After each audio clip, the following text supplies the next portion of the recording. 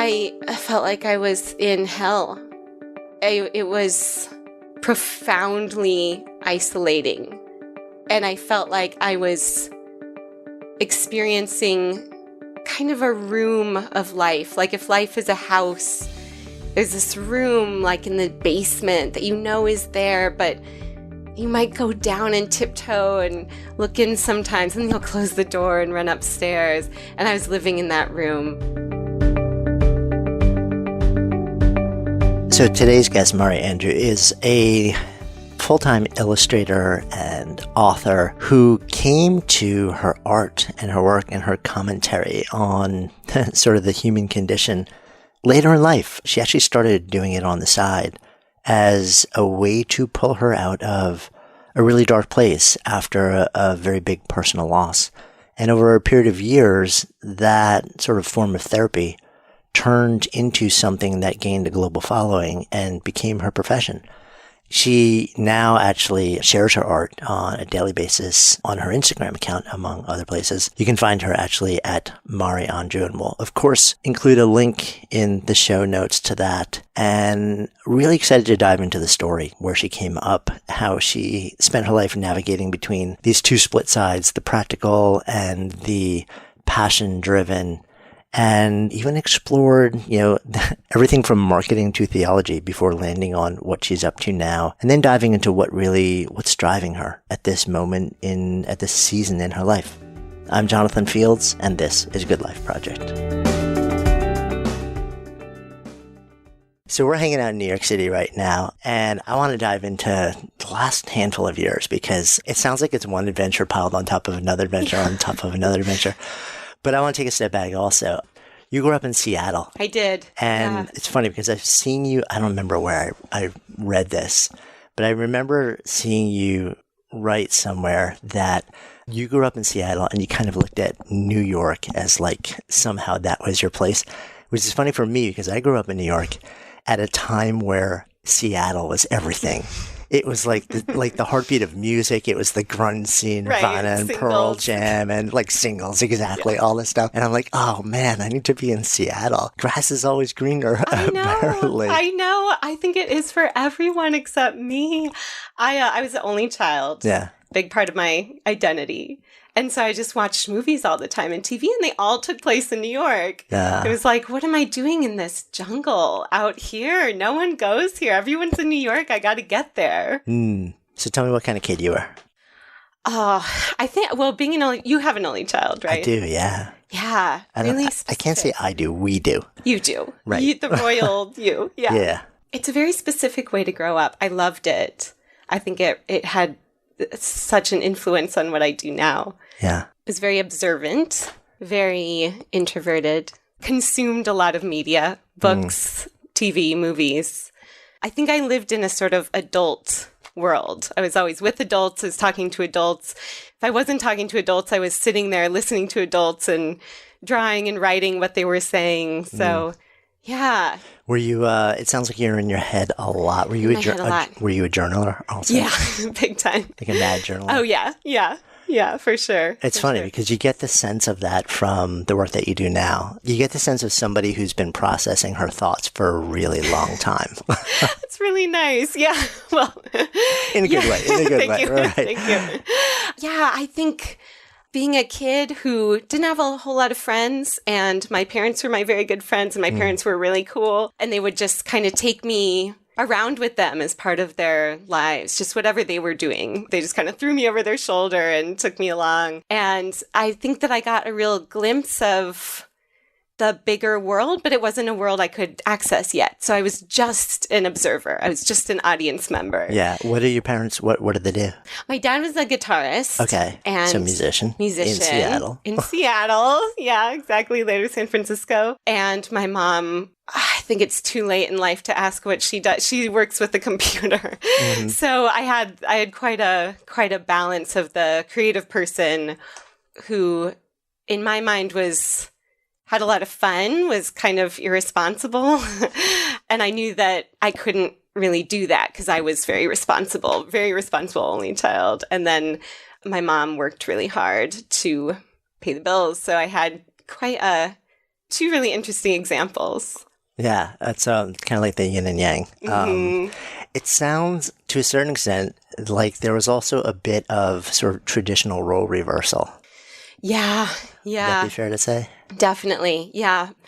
Well, I think there is that dynamic, the sort of Mrs. Doubtfire dynamic of the mom who's really trying to keep the family together and, make sure everyone's fed, make sure everything's taken care of. And then sort of this carefree dad who just wants to be himself and just wants to do his thing. And I think that's pretty common as well. Yeah. It's interesting to have those two things when you're growing up, also kind of see like the light side and the dark side of each orientation and sort of like see how that all comes together. What were you into? Would you, as you grow up in the Seattle area, did you go to school? College? Yeah. Oh, I went to college in Chicago. What? That was closest to the east as I wanted to go at that time. I studied medieval history. Wait a minute. Yeah. It's very, very lucrative. Suggested to anyone, especially graduating in the recession. So you graduated in 2008 with a degree in medieval history. Yeah. Which honestly was probably equally valuable to like an MBA at that moment in time. Exactly. So why not? Right? Why not? Totally. All right. So what do you do with that? I moved to South America to teach English. And I started writing there. And what medieval history taught me was how philosophy is really juicy.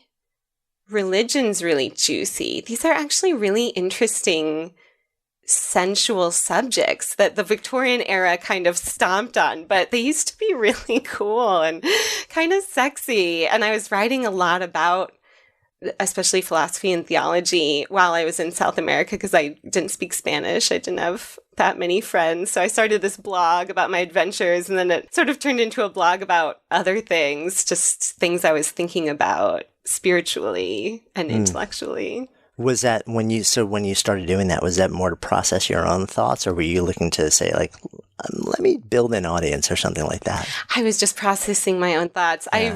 I always wanted to be a writer, but I knew that given the example of my dad, the guitarist who never really had a job and life was kind of hard for him in that way, I knew that writing wasn't something I could do full time. It didn't feel like an option for me. I knew I had to do something else. So I wasn't really trying to do anything except just process life the way I've always processed it in a little more public forum. I mean, Blogspot in 2008 wasn't super public, but slightly more public than my journal. Right. So why South America then? You ended up in Rio? I was in Chile, and they were just hiring teachers. Okay, so that just it was something to do. Right. Yeah, exactly. Yes, I did that for a year. And you didn't speak Spanish? No. So again, in the position of observer. Yeah. Big time. I'm detecting a pattern early. Yeah. Just putting myself in these different circumstances. Right. I don't know what that means. In your mind, are you thinking, okay, I'm starting to build a career, or is this just like, you know what? I don't know which way is up. Let me do, this is interesting. Maybe it's your commitment or whatever it is. Let's see what happens. Yeah, exactly. Yeah. Career was not, it was a word I felt so uncomfortable with and still do. I think, again, because I thought I always wanted to be a writer and knew that probably wouldn't be my day job. I separated job from hobby pretty early. I think I always knew I'd like to have a job that I enjoy, but it's not going to be the love of my life. What I'm going to do outside of my job is going to be the love of my life. So that made sense to me very young.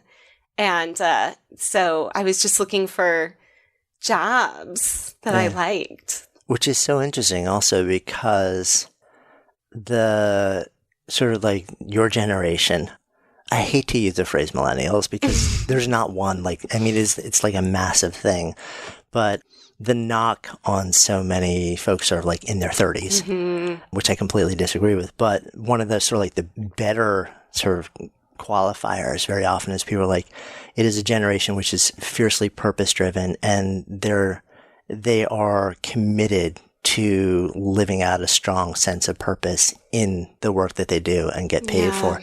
Yeah. So it's a really different wiring that you came into. sort of like the idea of career and vocation with. Yeah, I think I had that since I had the example of my dad who really did live his truth.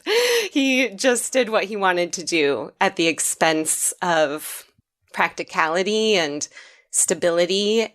And I saw the toll that took on my mom and our family. And I had a very, very happy childhood and very lucky to have him as a dad. But I saw that was hard. So I didn't romanticize it. I knew that I had to make money. And I also saw my mom as a single mom who had to support herself and a child. I saw that was tough. And I knew that was important. It was important as a girl to want to be independent and not need to have a man because you never know what's going to happen. So I knew I wanted to work really hard and become independent somehow, if it meant taking 4 jobs at a time, which I had for much of my 20s. Yeah. But to me, it's so interesting because it's so freeing to a certain extent when you kind of can say to yourself, okay, so I know what I love. Like, I know what lights me up. Yeah. I'm going to do that no matter what, and it frees you up to sort of look at more of a mainstream thing and say, you know what? I'm going to take something which is okay. Yeah. And that allows me the breathing room and the sense of security to go and do this other thing with as much time as I have. And I think it's a path that a lot of times people look down on because they're like, no. If you know that thing, it should be the center thing. Right. And I'm similar to you. I don't necessarily believe that's right for everybody. Yeah, I don't think so. Yeah. It got a little more complicated in my late 20s because I moved to DC, which was a pretty random move. It didn't... So what took you there? What was it? What took me there? I like to move. I move pretty often. I'd come from Chicago to Baltimore. I wanted to be on the East Coast. Right. And Baltimore wasn't really working out, i.e. I broke up with someone, so I wanted to move away.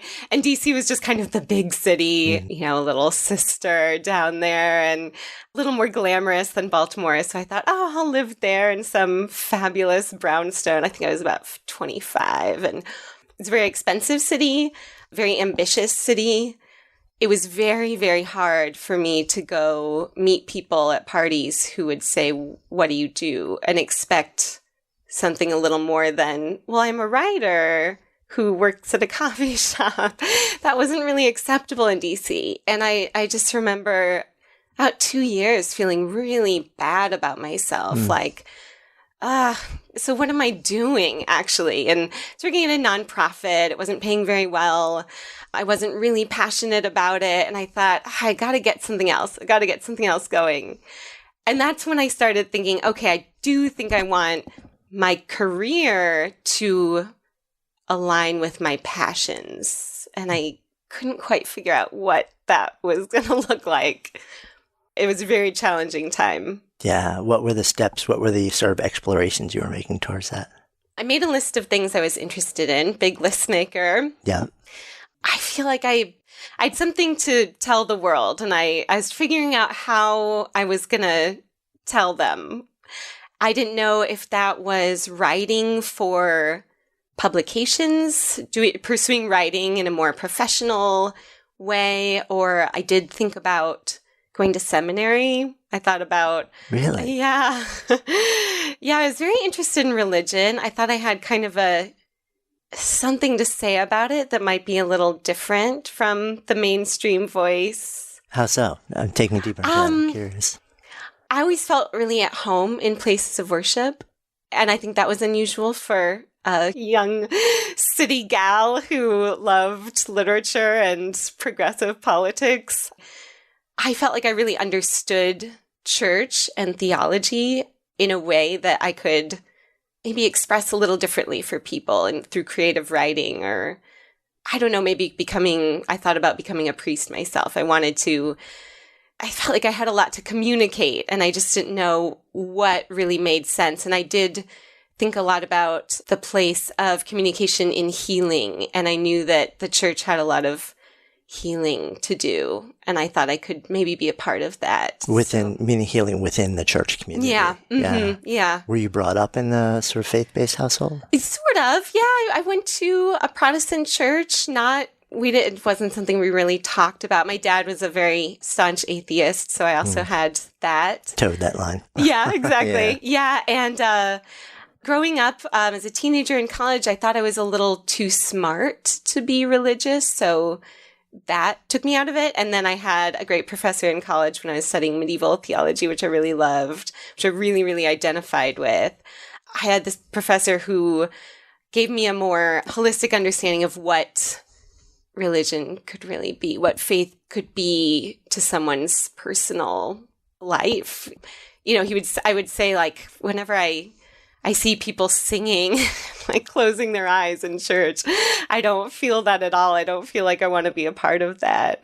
And he said, but what about when you go outside on like the first spring day and you listen to the babble of the creek and you're in Chicago and you're seeing all these people out enjoying their lives and everyone has such a different story. Do you feel anything when you're out there? Do you feel anything in the city? And that to me was where I really experienced the divine. And I wanted to talk more about that. I wanted to learn more about that. Yeah. It's almost like it's a more expansive view. Mm-hmm. Exactly. Yeah. Today's show is supported by our friends at Bombas Socks, which I happen to be wearing as I talk to you right now. I love these socks. I love receiving them and giving them, which is pretty awesome because gift giving season is upon us. Why do I dig them? Super yummy cotton, blister tabs, awesome arch supports, and my favorite part of them, seamless toes. You can't beat that. Really cool also. They're the gift that keeps giving. For every pair of Bombas that you buy, they donate a pair to someone in need. How awesome is that? So shop today at bombas.com/goodlife and get 20% off your entire purchase. That's right. To thank their loyal customers, Bombas is giving everyone 20% off when you shop at bombas.com/goodlife. That's BOMBAS.com/goodlife. It's interesting though, like what you said about, I felt like I was almost too smart for religion. Because I think there's this really interesting conversation around that. I wasn't brought up very religious, and sort of like A.J. Jacobs says, I'm Jewish the way Olive Garden is Italian. And there were moments where I kind of said, well, how can you be like a really intelligent person of science and proof and concrete ideas and at the same time believe so much in things that you can't touch and see and ever prove in any meaningful way? And yet, if you look back through history, like which you spent so much time studying, you see some of the most brilliant people in history were deeply faith-based too. Yeah. And so you kind of like, you have to keep asking yourself the question, what's that about? Exactly. Clearly it's not about intelligence. Right. Exactly. I think that's very new. I think it used to be that there wasn't really a line between science and faith, and to be a religious person meant to be very deep in study. It's scholarly, yeah. Yeah, exactly. Yeah, you were the wise person. Right. Yeah, exactly. Yeah, it is interesting to sort of see how sort of public views have changed. So what stopped you from doing that? Or did you secretly do that inside? I'm making an assumption there. Right, side hustle. I applied for seminary in New York. It was very important to me to go to study religion in a big city. I felt closest to a sort of God, divine universe, whatever you want to call it, in a city. And it was just too expensive. So I didn't apply. And that was that. I thought that I wanted to be a hospital chaplain, maybe, and I could kind of do, the cheaper version, but it didn't really feel worth it to me. Again, I was pretty practical about finances and just a kind of practical life, and I thought that the hours would be hard and I would get into too much debt for something I probably couldn't really pay back. So I thought, I'm going to keep myself out of debt. And it seems, it's so interesting. You have these dual tracks that go all the way back with you, where it's like deeply connected to something driven by purpose and passion, and simultaneously deeply aware of practical implications of your choices. Yeah. And it seems like you, for a lot of your life, kept defaulting to the practical side. It's like you would dance with Sort of like the more woo-woo side, more Yes. spiritual. And then in the end, you're like, but practical side reigns. Yeah. Yeah. Yeah, it's funny. I really don't consider myself a practical person at all. But I did know that I'm prone to stress, and what stresses me out is not knowing how I'm going to pay my rent. That's really stressful for me. For everybody. For everyone. Yeah. Yeah. So to this day, I mean, I echo Elizabeth Gilbert, be a patron for your own art. You don't have to quit your day job. In fact, day jobs, God, I mean, what a source of creative material. I've had 500,000 jobs, and they all come into what I do now every day. Well, Dilbert wouldn't exist without Exactly. one of the biggest comics ever. Totally. Yeah, I have a lot of young people, early 20s, college age, ask me, how do you do what you do? How do I get to where you are? And I want to tell them, start when you're 30. Start when you have things to say. Yeah. If I had gotten a job at the New Yorker when I was 22, I wouldn't have anything to write about. Maybe these kids have some, font of wisdom in their old souls, but I think I was pretty reflective as a young kid, and I just didn't have the life experience. I didn't really have anything to say. Do you feel like there's a lot of pressure to identify, quote, your path, like really early in your 20s and then just stick to it and build on it? Oh my gosh, yes. Yes, I do.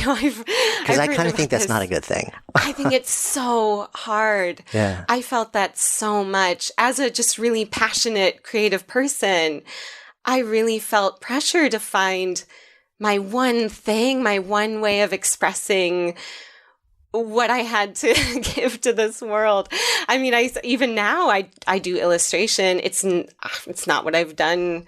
I've only done it for a couple of years. I don't know if I'm going to do it forever. It's a way of expressing myself at this time. But yeah, I drew an illustration recently that was like me as a sun and all my planets, all my passions revolving around me instead of me revolving around one passion.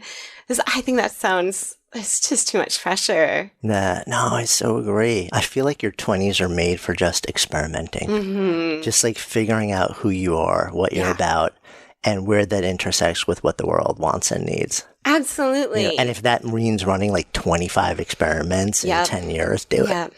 Yes. I had someone in her 30s tell me when I turned 20, this is your decade to just experiment.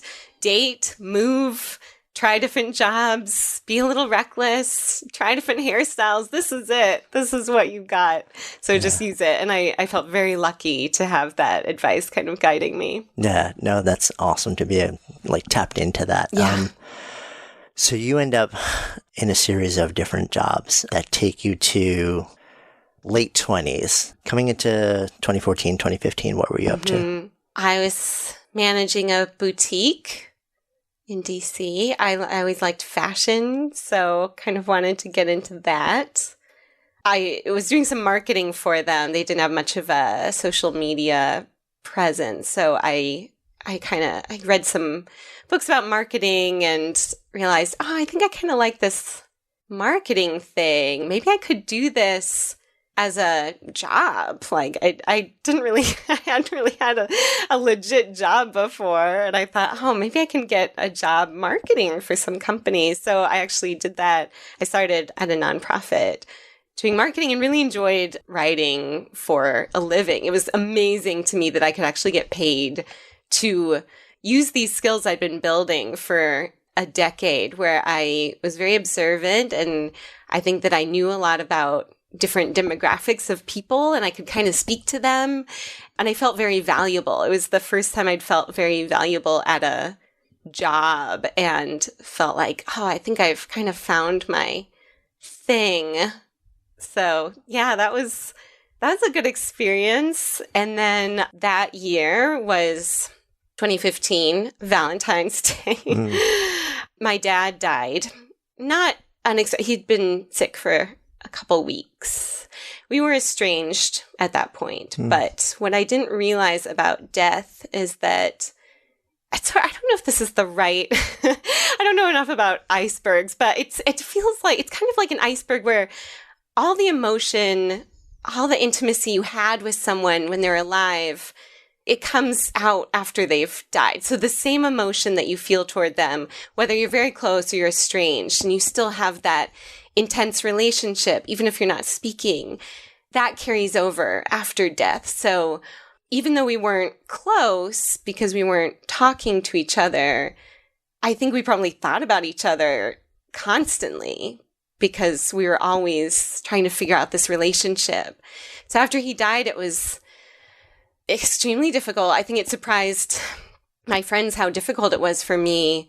What I also learned about death is that you're not just mourning the person who died, that year, but you're also mourning the relationship you had 20 years ago. He was a great dad when I was growing up. So it was a really powerful blow. And it was the first time I'd realized I'd had all these memories that I couldn't share with someone anymore. And especially as an only child, that was really hard.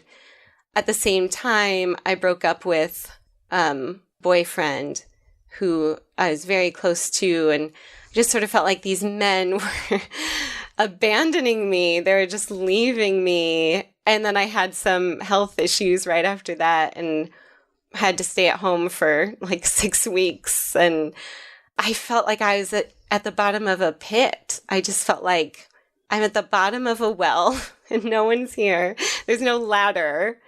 What am I going to do? The only thing I can do is do a lot of push-ups while I'm down here and get strong enough that I can pull myself out, because otherwise I'm going to be here forever.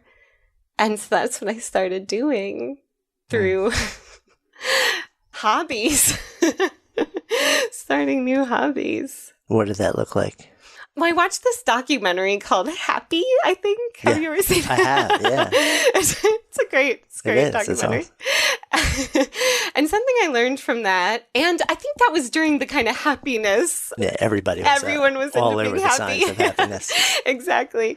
And I think normally that wouldn't have really spoke to me. I was always one of those people who is like, I'd rather have an interesting life than a happy life. Now I think, well, both would be good. Both would be great. I think I sort of romanticized, challenge and difficulty. And then when I was actually in it, I thought, I'll take the happiness. I'll take the, nothing bad ever happens to me. But when I was watching this documentary, reading about happiness, which I was just clinging to for dear life, like, I need to make myself happy. How can I do this? I found that ritual was something that most happy people shared. Like this guy who surfed every day in Brazil. He just seemed like the happiest guy in this movie. He's quite old and he's just so committed to surfing every day. During that time, when I was mourning my dad and boyfriend, I went to Portugal for a week, and I saw these people in a park one day just picking up guitars and singing and playing and dancing. And I thought, I want to join them, but I don't have anything. I don't have anything to do. I don't have this thing that makes me really happy. So I've got to figure that out. So my dad left me these guitars. I started playing guitar. I was horrible at it. I took surfing lessons, pretty bad at it too. I took dance lessons. That went a little better. And then I decided I really like doing watercolors. It's a very soothing activity. Where did that come from? Oh, who knows? I see where the guitar comes from. I see like the connection with the surfing. Yeah. But were you an artistic kid? Were you a painter, an illustrator, drawing? Not really. I liked to doodle. I've always had this kind of funny handwriting. I developed it when I was working at a bakery, and I had to write the chalkboard every day, and it was super boring. So I came up with this different handwriting, which is now my natural handwriting. I really can't write any other way. And it's very loopy and kind of whimsical. And so I would sometimes make little invitations, stuff like that, and paint over it with watercolor. And I thought, this is really soothing. So I just decided this makes me happy. I want to do it every day. So I'm just going to do it every day. And I'm going to start this Instagram account, keep me accountable. And so was it largely just that in the beginning? Just let me do this because if I do it publicly, I'll I want to do it every day, and this will force me to be accountable. Yeah, it was private for the first month or so, Okay. so it wasn't really for anyone else. It was just Right, it was like family. Yeah. exactly. Yeah, it was to keep myself accountable. What was the idea? Was it just sort of like taking whatever your thoughts were? Yeah, exactly. Whatever I saw during the day. So the early ones are like a fall leaf, like just things that I saw, or just little funny. Like one time I was a Energizer battery for Halloween when I was 10, and I drew that. Just little memories or things I saw. I want to deepen into that, but did you continue to play guitar also? I did. Yeah. So I kind of had this huge overarching project. I did a yoga every day. I gave myself all of these. This is like Mari's rituals. happiness project. Totally. I think I called it something like that, like get out of the pit project, something like that. I just had to make myself better. There's this great Lin-Manuel Miranda quote that's something like, you can fume at the world if you want, or you can use your talents to bring us close to you or bring us in. And the way I imagined that was, I could sit there feeling really miserable for myself, which I did for a few months, or I can start writing and I'd start making things and bring people into my world, because I didn't really know how to enter the actual world at that point. I felt very isolated. So what can I do to reach out? I can go to yoga. I can play music. I can draw things. And I was writing a lot at that time too, cooking, just trying to get out, just trying to reach my fingers up from the pit and get myself out of there. Yeah. So it was really also like different forms of therapy. Definitely. To a large extent. For sure. When you were playing guitar, your dad's guitars, did that do anything to or for you, knowing that you were now using his instruments to learn something and to pull you out of a dark place? I wish I'd had. Yeah. If I had been better. It's like, oh, that would have been a great story. No. Yeah, I wanted it to be this poignant thing. But not and so much. It wasn't Yeah. really, because I'm not very good at it. Actually, living in New York now, I just moved here a couple months ago. He lived all over the world, but he spent most of his life in New York, and I feel very close to him here, and in a lot of ways feel like I am him sometimes. I'm really reconnecting with that really creative part of me that I had neglected for a while in pursuit of practicality and stability, which isn't saying much because I was, a barista most of the time. It's not like I decided to be a lawyer or anything. So, But you had your workaday job. Exactly. So you're drawing on the side, you're surfing, you're playing music, you're dancing. Like little drips in the pond of like starting to fill it, so that you're rising above the level of being depressed, you're rising above it. So that, are you aware of the fact that all these things are starting to make a difference in how you're experiencing the world as you're doing them? Yeah, I did find that. I found that by building these muscles I didn't even know I had, I was becoming so strong. I really felt like that. I felt like I'd be in yoga and not being a very physically strong person, I could do really difficult things because I just felt like my mind was becoming stronger and my resolve was becoming stronger. And I was so determined. I think the understanding of mortality played into this as well, and the Hamilton soundtrack. I just felt like I've got to do something. I've got to do something bigger.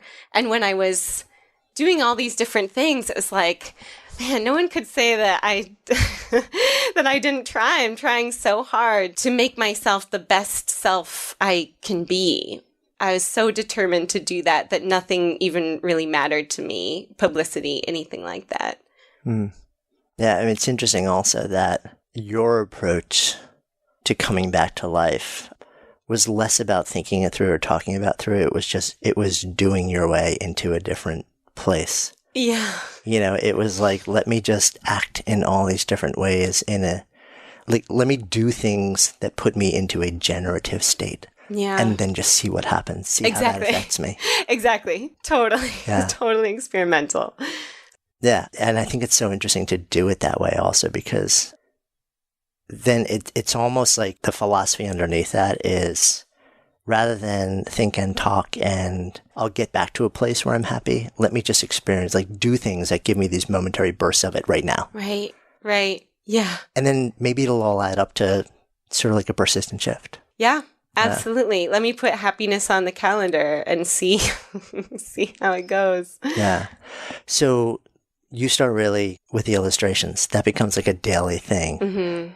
At what point do you make the decision to say, I'm gonna flip this Instagram account where I'm sharing these things from friends and family and make it public, and why? Gosh. I think at some point I decided to make it public, pretty arbitrary. I don't really remember doing it. And people started following. I think it was friends of friends, probably. It grew very slowly, I think in the grand scheme very quickly, but at the time, at the beginning, very slowly, very organically.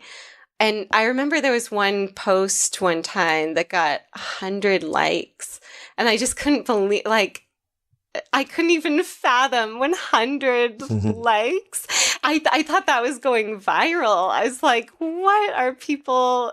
how are they finding this? What's going on? And what's resonating about it also? It's like, what's the vein that I'm tapping? Right, because for me, it wasn't... I'm illustration's very new to me as an industry. I didn't know a lot about illustrators. I was really not of that world. Don't have a favorite cartoonist or anything. I'm just kind of getting to know them now, which is a joy. But I was just talking about my life, and I've always thought my life is pretty specific. I don't have a lot of experiences that other people do, and vice versa. I think that I've had a sort of unusual go at it.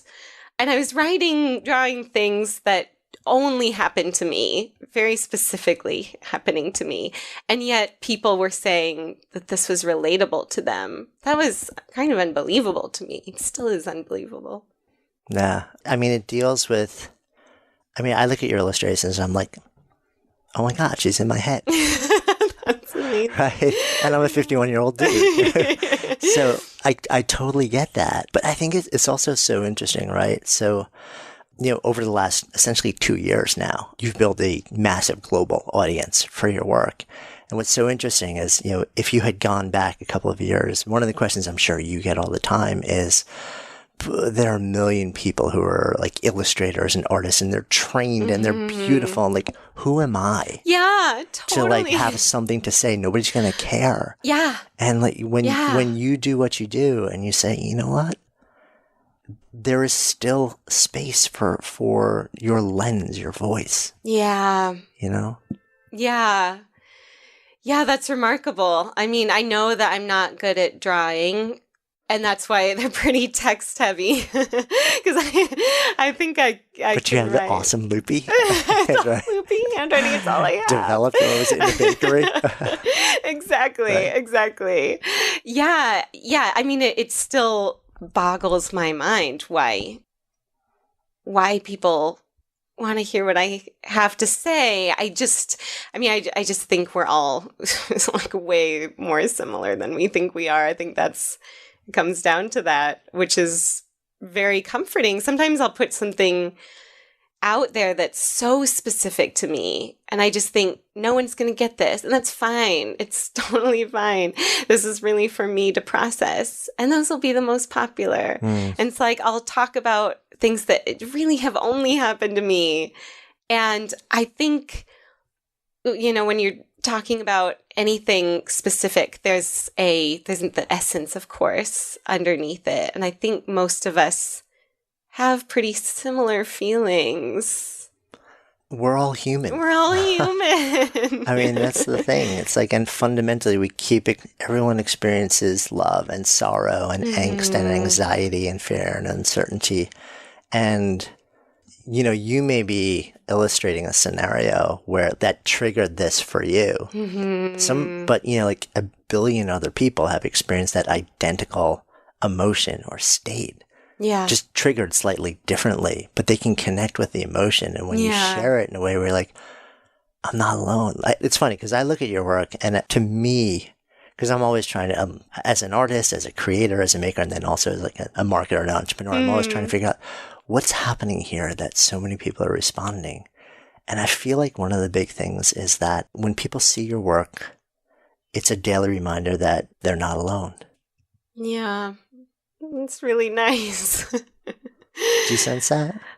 I hear that. Yeah. Yeah. I mean, it's hard your to body process. language is like, that's too trippy for me. It's trippy. It's trippy. I think I just have to believe it. It's very hard to process. What stops you from believing it? Oh, because I'm just some random person. I just don't even know what I'm doing. And it's not hard for me to be vulnerable in that way. It's not hard for me to put names to those emotions. There are plenty of things that are very, very hard for me, but that's not hard for me. And so I think when something, comes very naturally to you, it's a little hard to process that it could be meaningful to someone else. I don't take it for granted. It makes me cry every day, but it's difficult to understand. Yeah. There's an interesting tie-in, I think, with your interest in theology. People don't want prophecy, they want reality. Mm-hmm. You don't have to be prophetic in your work. You just have to be real. Yeah. And I feel like that's what's so powerful about your work. And that's why I said I think people just really, it lets you feel like I'm not alone in the world.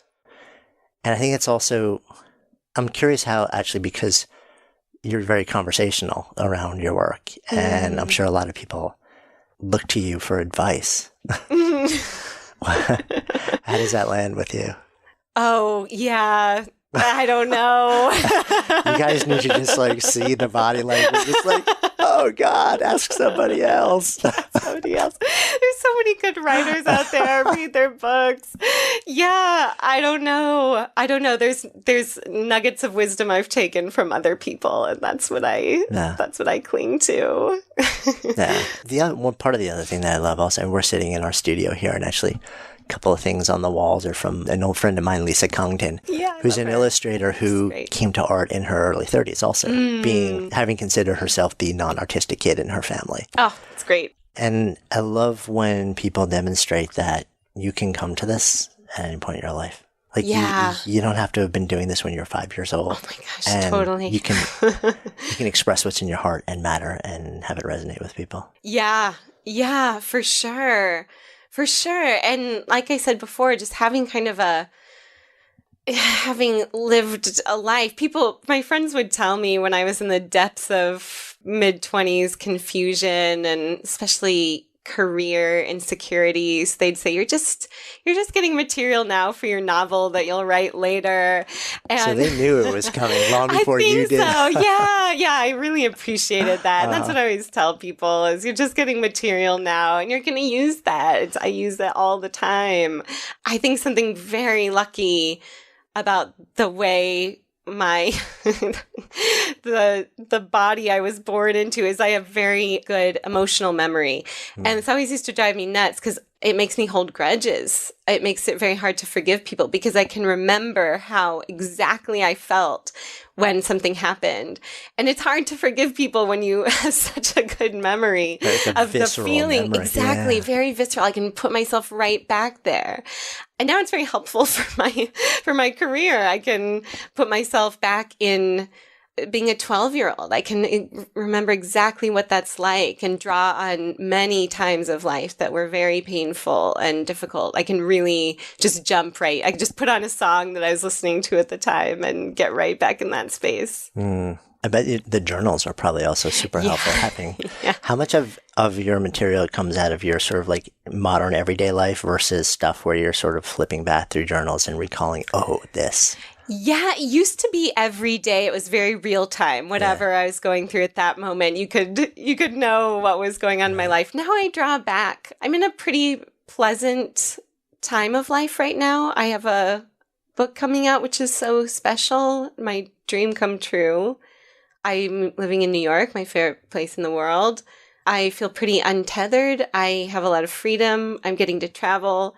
There's not a lot that's that hard. I'm still recovering from recent illness, but things are pretty good. I feel very loved. And so it's not like I'm in the depths of this pain, but I can get there if I want to. Right. And that's a gift. Does that freak you out, though, as somebody who is committed to sort of, well, I guess you're not doing it every day anymore, but you're still doing it like 3-4 times a week? Maybe? I do it every day. Is it still every day? Okay. Yeah. Because one of the big things that sometimes you'll hear people who are artists and then, all different domains is, I got to feel the feels. Yeah. And if life is good, like life can't be good because then I'm not going to have the raw material and like the deep emotions to create something really powerful. Yeah. I don't feel like you're.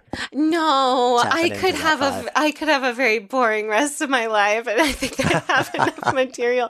I think I feel like if you want to be an artist or writer, the way I imagine this is before you're born, you tell the universe, I want to create things. And you have to sign this contract that, okay, you can be an artist or writer, but weird shit is going to happen to you.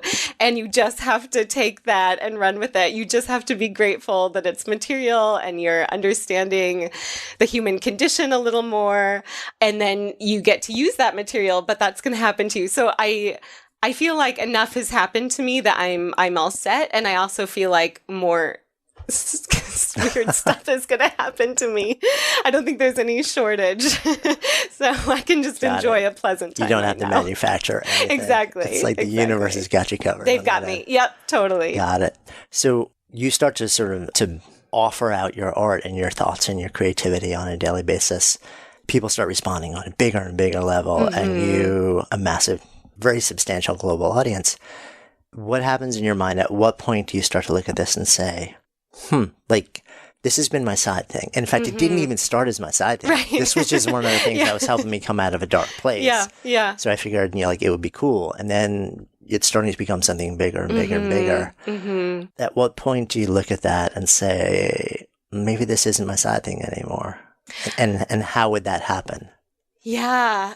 I got too busy to do my actual job. It felt increasingly important. I felt like with a growing audience, I had a growing responsibility to make work I was really proud of that I thought said something. And for that reason, I rented a little art studio. I would go there before work, like 5 to 8 a.m. every day and answer emails. I would do little like personal commissions for like $10 and, just enjoy kind of it becoming a legit side thing. And then there got a point when I was able to get a book deal because of my following, which is how it's done now. And that was just the best thing ever. And I thought, I gotta write a book. I gotta make art. I don't have time to do marketing anymore. I just don't have time. So it wasn't even like now I'm financially stable enough to stop this. Again, it was back to practicality, but this time it was like, I just don't have time to go to work. I have to draw. So that was the change. That's a nice change. Yeah, it was great. Oh, yeah. I love that. I just don't have time to work. Yeah. I have to draw. Yeah. That is an awesome moment in your brain, though. Were you nervous, or were you just like, this feels right? I just had to let's do do it. this. Yeah, and I think of everything in life as such a season. I thought there was a good chance I'd get back to a 9-to-5. I just knew for the time. I got a book to write. I got prints to send. I was spending my whole 9-to-5 at the post office sending off prints. So I just felt like for now, I'm going to give myself this time to do this and see what happens. I think I'm still in that season. Yeah.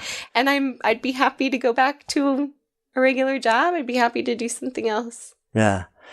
As you're working on the book earlier this year, you referenced you had a pretty major scare. I did. And especially when you're traveling outside. So tell me what happened. Right. Yeah. I was in Spain to finish my book. Pretty arbitrarily chose this town, Granada, Spain. I Googled most bohemian cities in Europe because I thought if I'm going to be a professional writer, I need to be in the right place. So this extraordinary, wonderful city, Granada, and I was living there. It's just such a joy. And one day I couldn't walk very well. And I went to this little town outside of the city to totally finish my essays for my book. And I was doing some drawings. I was noticing that my drawing was shaky. And by the end of a weekend there, I couldn't walk. I took one step and I collapsed. And it turns out I had a very rare autoimmune disease, Guillain-Barré syndrome, very similar to polio.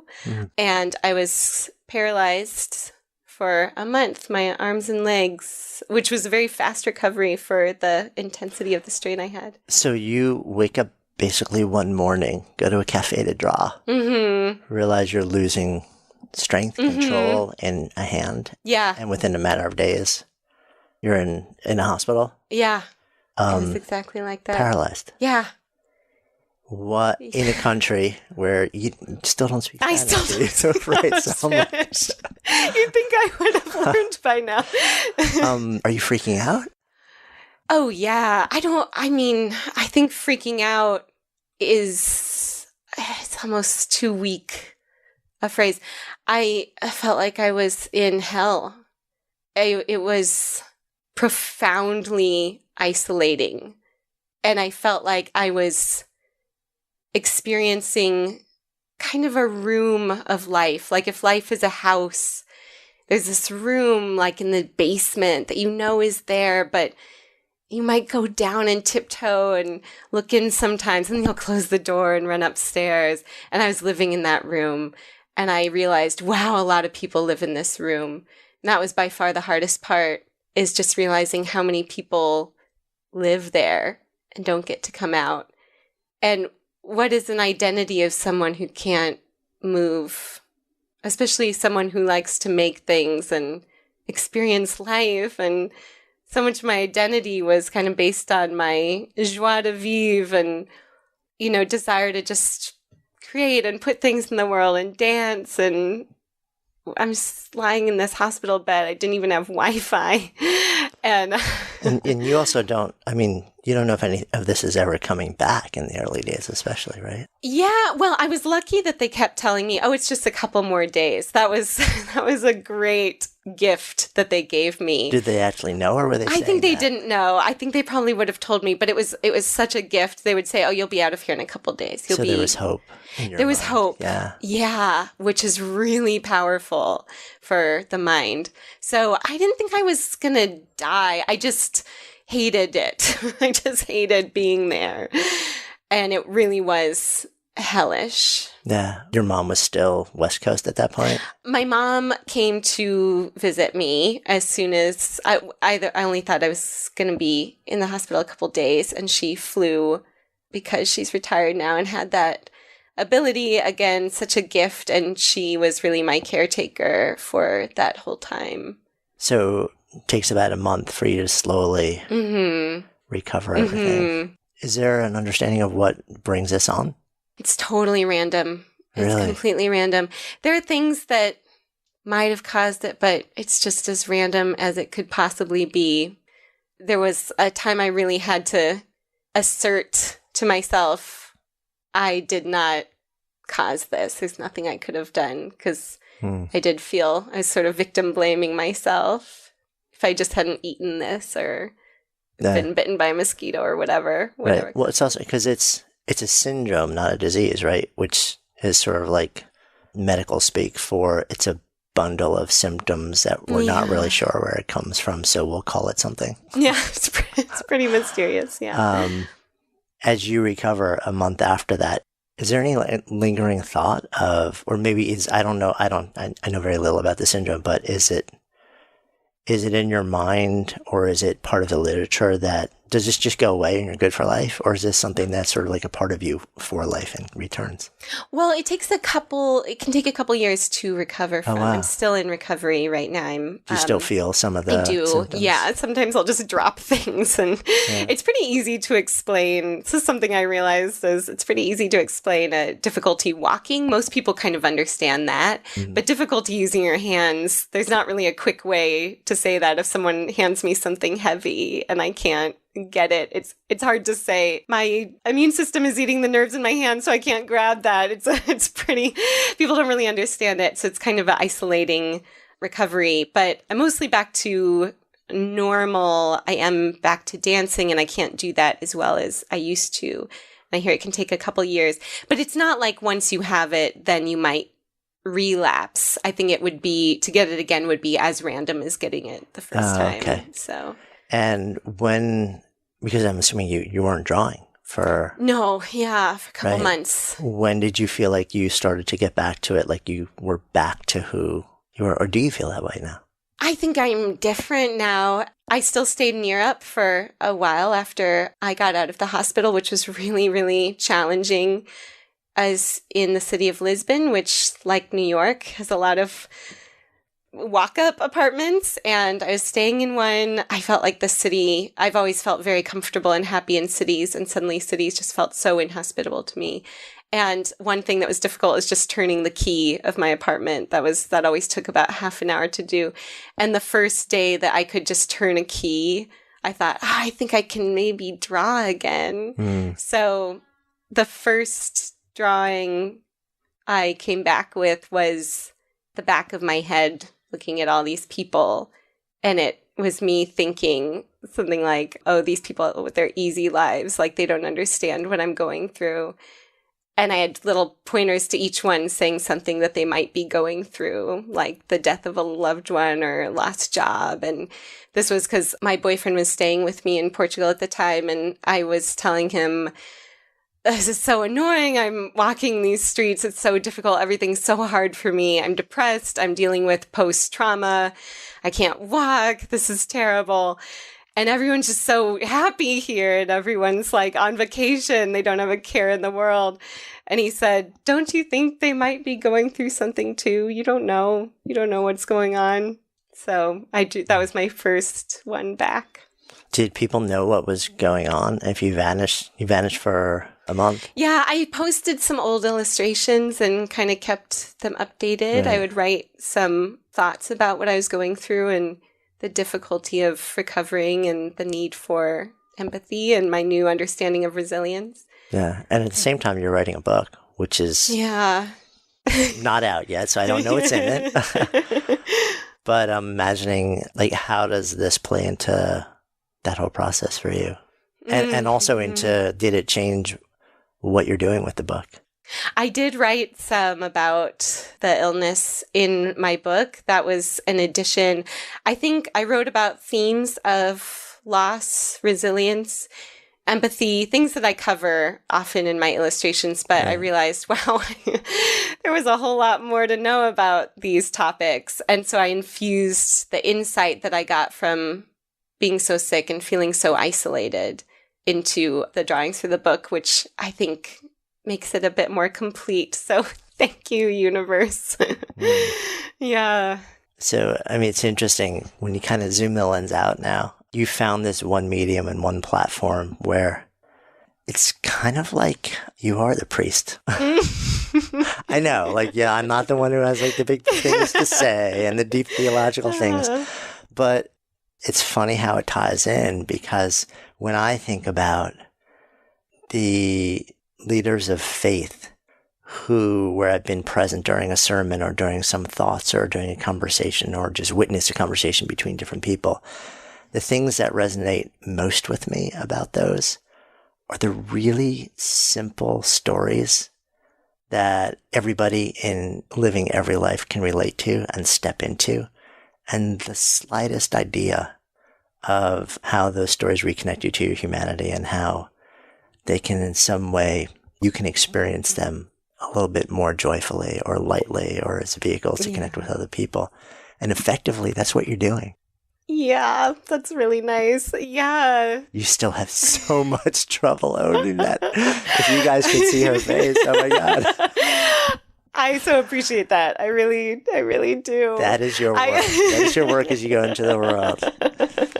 Journal on this. Yes. Yeah. Well, this is part of the transformation I've had since my illness is stepping into what is the power I have. I now have all of this knowledge. And I think that true artists, prophets, people who have something to express, I think a lot of them have dip their toes in hell. And what can you do with that? When I was in the hospital, I got an email from a energy healer, very good friend. It's very intuitive. And she gave me a reading from all the way from New York. And she said, you are making the transition at this time from artist to healer.